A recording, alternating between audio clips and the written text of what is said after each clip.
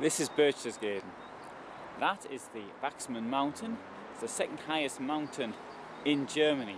The highest is Zugspitze, which is to the south of Garmisch-Partenkirchen. Now Berchtesgaden is noted first of all as for its Nazi past. It was the place where Hitler used to like to come in. He had a house here. It was his favourite house without any doubt, called the Berghof.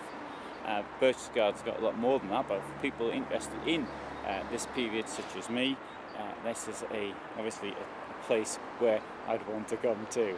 Let's have a look around what we've got right down here. There's the railway station. When I came here the last time, I was here in 1986 and I went up to the top of the mountain to see the Eagle's Nest. The home was actually built for Hitler. He didn't actually stay much, so in fact he only visited it 12 times. He preferred the Obersalzberg. Maybe didn't want to go all the way to the top. I can understand that one. But anyway, I came here by train in 1986, and in the 1930s lots of people came here on this Führer tourism. So once Hitler came to power, in fact it even started before then, because from about 1931 onwards, well, at the time Hitler only rented a place here, he would hold his meetings here, and by then he was pretty big shot in German politics, because it didn't come to power until 1933, and because of the corruption within the Nazi regime, that allowed him to have the funds necessary to buy the property, and that came about largely due to the sale to his book Mein Kampf, which people to a large extent had to have a copy of, although they didn't read it. Anyway, so that's the railway station. Which in turn, I'd also like to add that in the 1930s you had trains were being laid on from other places, from Munich, from Stuttgart, as far as that, so you had this tourism which was brought here. In 1936 Hitler put a stop to it, or maybe it wasn't much Hitler but rather Bormann, because he started closing off the Obersalzberg, and therefore it was out of bounds to the public. Up to that time, people could get up to his garden gate, so to speak, but once they started putting security in, and barbed wire, and guard posts, and SS barracks, and all the Nazis themselves would actually move up there. Goering had a house, Bormann had a house with deep underground tunnels, both of them. Although in their case, their deep underground tunnels didn't actually meet because they couldn't stand each other, and they wouldn't want to meet each other underground either. Albert Speer had a house here. Now he very strongly criticised it in his book that all the Nazis coming here, but and he got his chalet at a discreet distance, but he also had a studio here as well. Anyway, look at that in other films. I might do a talk on it. Now, going to the south here, you've got the Berchtesgaden National Park, and you've got this lake called Konigsee, and Konigsee is a lake formed only 10,000 years ago, and what you can also do if you're interested in the national park is to go up there. There's a place called Haus der Berge, and you can see, I've done a couple of films in it, and you can see something of the wildlife and flora and fauna which can be found in the national park itself. And my campsite's down there as well. It's sort of halfway between Berchtesgaden and Konigsee. Now, coming around, we've got a mountain with the Eagle's Nest, where unfortunately out of bounds. That's open from the 1st of May as a bus that goes up there. Although this year it's unlikely because of the snow we've been having. And the Obersalzberg. And Obersalzberg with views to the mountains. This big panoramic window. If you see the film Valkyrie, that's one of the best. It's shown in other films as well. It's shown in many historical things as well. In Valkyrie, unfortunately, they put the lounge in the wrong position. They put it on the left-hand side of the window as you walk in, not on the right. Oh dear. But anyway, not to worry. It's a great film anyway. And one of the great scenes from it is shown as Stauffenberg in July 1944. It was actually driven up to the Obersalzberg, and that gives a very good idea of what it looked like. Having said that, in that film there are buildings which were forgotten about, such as the SS barracks and things like that, which should have been shown in the angles they were actually using. That's a minor part about what is otherwise a great film. And so let's have a look at what else we can see here in Berchtesgaden.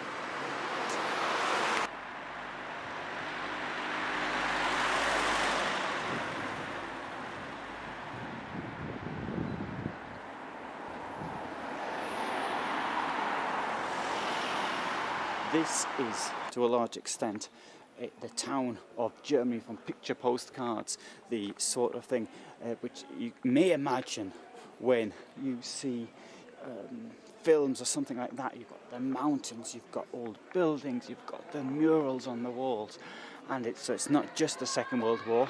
If you want to come somewhere to get an authentic taste of Germany, well, you can go to Dusseldorf or somewhere boring like that. But if you want to see the Germany you imagine, or the Germany you'd like to think of, then come here to Berchtesgaden. Now, I am going to be talking about the Second World War. I'm a Second World War historian, so that is obvious that this is going to be one of the things which comes up repeatedly in everything I do here. I've filmed several things, so this will be a theme. But I'm going to start off here just to show this mural here, which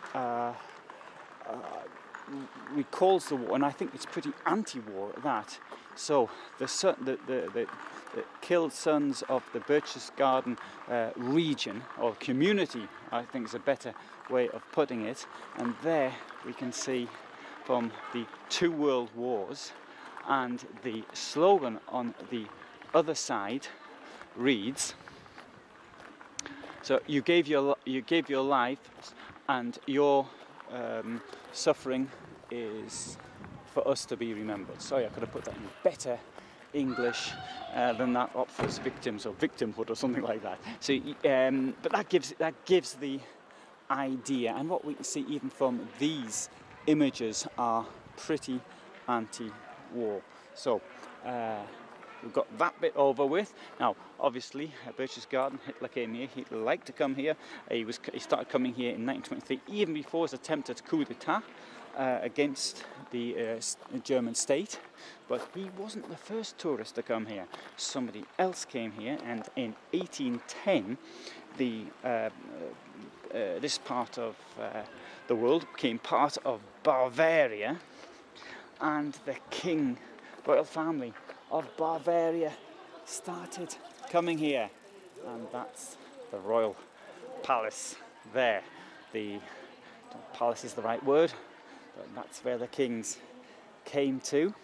The word Berchtesgaden means something along the lines of hayloft, sort of hut in the mountains for holding hay, or something along those words. It's old German, it's nothing to do with modern German at all.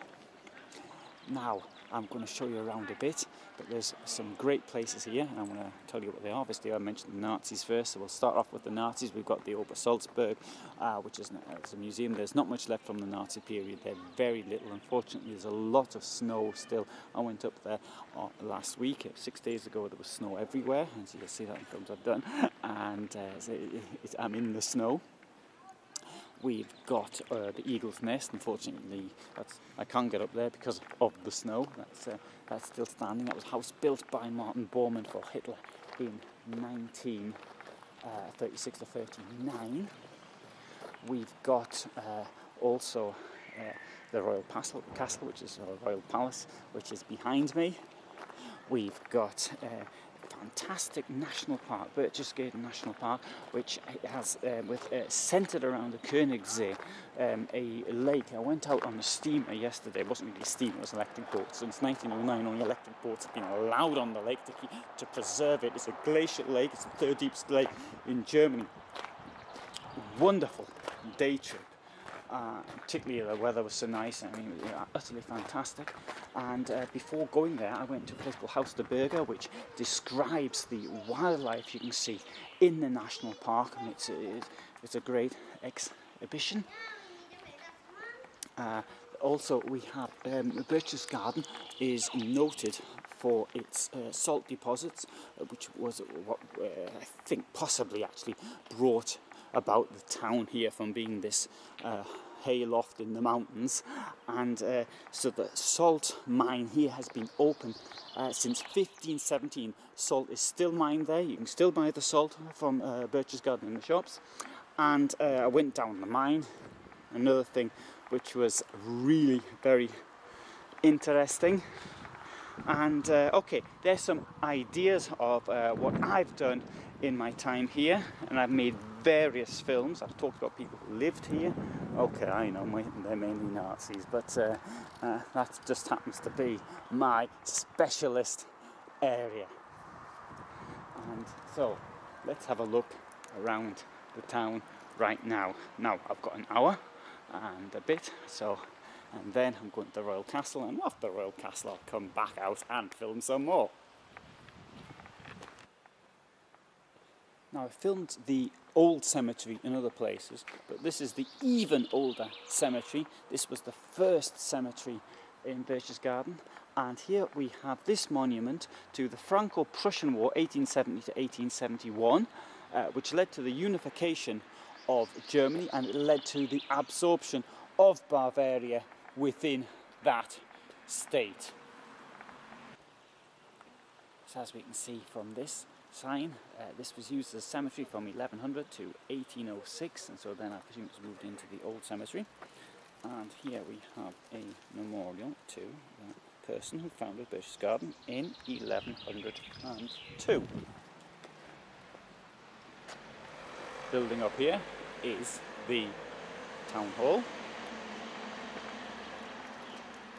And one thing that really impresses me in southern Germany, not just in Bavaria, but in Baden-Württemberg as well, where I was earlier, the murals are quite outstanding in places. Now I will show them, even if I haven't got anything to say about them, I'll point them out to you, because they are absolutely amazing. And what we've got up here is a fountain which marks the relationship of the town with the Bavarian royal family, and it was put up here for the centenary. And you can see there, 1810, 1910, 100 years, and that is 100 years of Berchtesgaden within the Kingdom of Bavaria.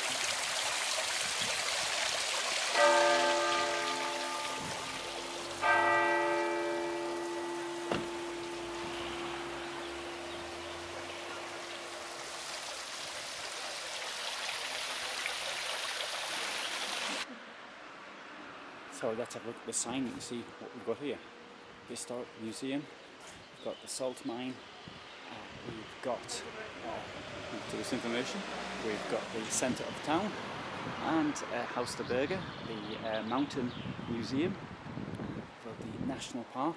And let's just walk through this square again, seeing the Royal Castle, as they call it, or Royal Palace, Royal Manor House, Schlossplatz, Castle Square, Palace Square, and walk through here, we'll come to the city centre, town centre.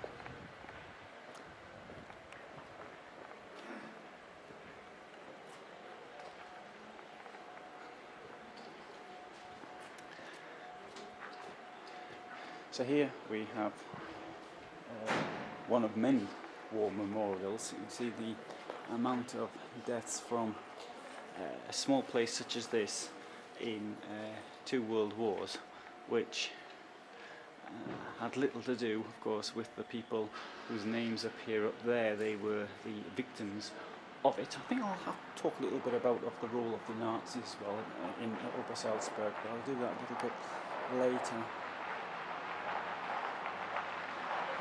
One thing that stands out is the amount of names, or rather the lack of names, I should say. The same name, clearly the same family, which appears over and over again. Now, I've done a film from the cemetery about the war dead, and so I'll see that separately. Let's have a walk under here.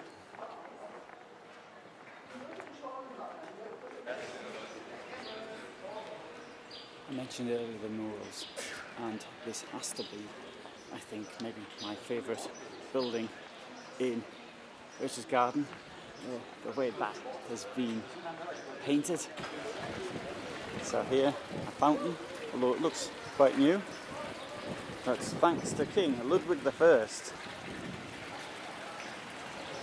for the fountain, I presume.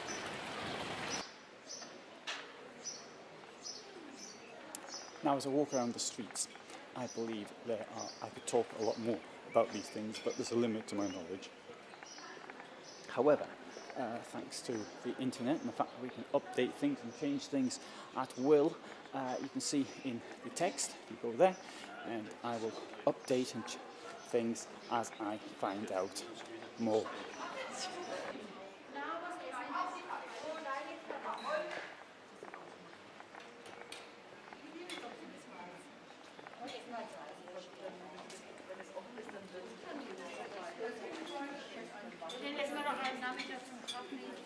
So, bitteschön.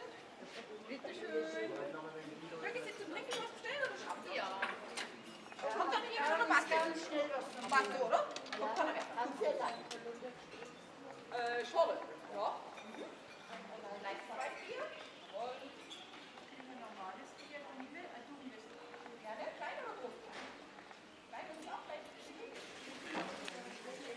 As you can see, it's the South Tyrol fruit house. It's selling wine as well. So it's a greengrocer selling products in the South Tyrol, which was once in Austria until the First World War and is now part of Italy. Something we see a lot at the moment is asparagus. There's a curious fountain, which I'm sure means something, but I don't know what. In fact, the poor animals had something to eat that it shouldn't have eaten. I think we all know that condition when it's coming out at both sides.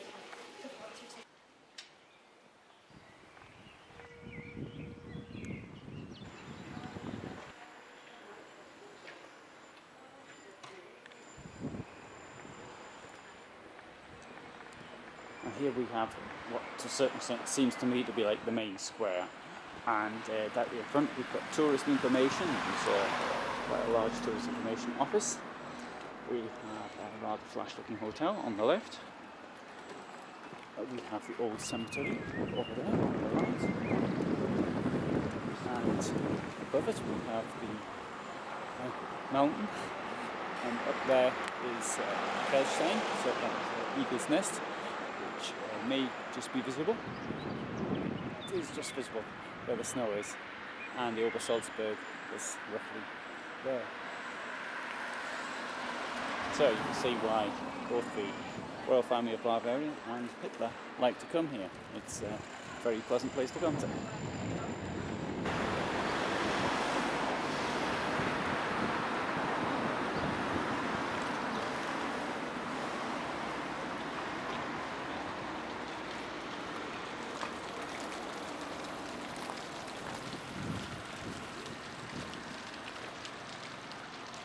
I think I would translate this as being the spa garden. And it also gives us very good views of the mountains above. And so they've got the eagle's nest at the very top, but the Obersalzberg, which is around there. So you see, people had a very good idea that the Nazis were in town as they started buying up all the mountainside, kicking off the inhabitants. People had been there for, in some cases, for hundreds of years. And it's very visible to people down here. So there have been two sort of aspects to the Nazis being here. So if you had a business down here, you could profit from this Führer tourism, as it was called. People coming in, so you could be selling them sausages, or maybe if you had a guest house or something like that, that'd be pretty good. Now, but if you had a house up there, a farm or something like that, the Nazis came up along. That wasn't such a good idea. I saw an interview with a lady, and she said that Martin Bormann came himself in person and said to her father that if he didn't sell the property the following day, then he and all his family, including his children, would end up in Dachau. So that was the reality for the people who were living here.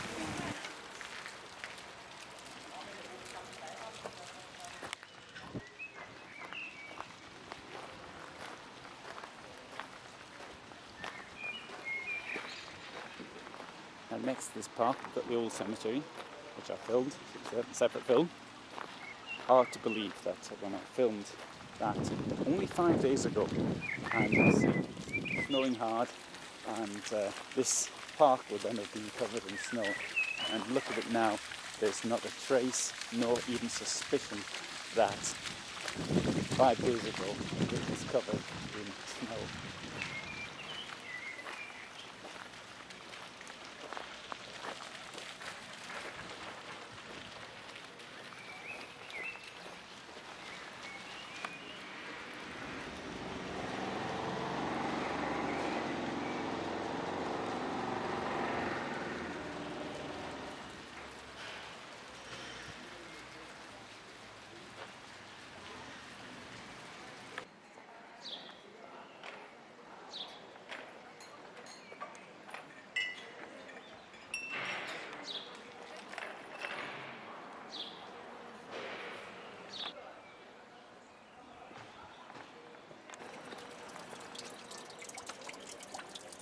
Water coming from the pig.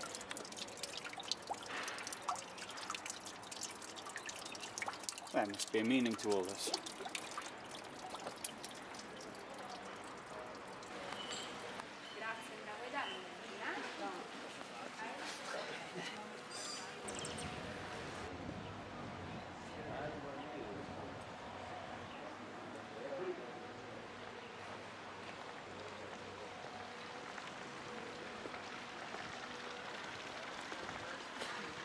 That was a quick walk around the centre, but there's plenty more to see, and I filmed it in other places, so there are links, please use them. And of all the places I've been to in Germany, I think this is really my favourite place. I know I often say that, oh, it's my favourite place, and then I sort of move somewhere else and that's my favourite place as well. But for me, there's just so much to do here, and I think the nature's fantastic. See the nature in the films. It's the national park, the third highest mountain in Germany. It's outstanding. So, I've been here for 6 days, and without an exaggeration, I'm sure I could stay a month, and I'd find something to do every single day. I really appreciate Berchtesgaden. But hey, I'm not the only one. The royal family of Bavaria thought was pretty good,